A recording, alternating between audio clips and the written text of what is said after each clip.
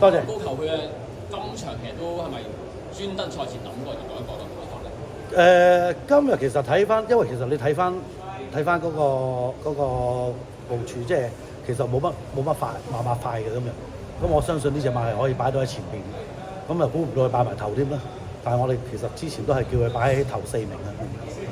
初次跑先隻嘅之前嘅馬，即係對佢嘅馬有幾大？嗱，睇翻上次你睇佢其實1200嗰場上一場佢係緊輸咗啦，追唔到啦。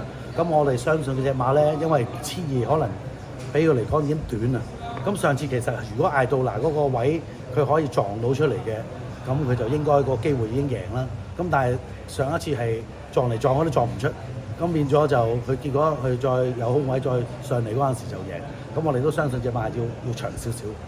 似乎呢匹馬即係一真情，亦都再贏，亦都贏個對手都好勁。跑第二嗰隻都一定係啲前景好好。呢匹馬喺心目中其實而家嘅份量都真係不斷咁上升。咁當然啦，呢隻馬我希望可以即係最保守，希望睇佢今日個表現，希望可以上到2班先啦，係啦。咁其他啲我哋都要再睇下隻馬嗰個進度啦。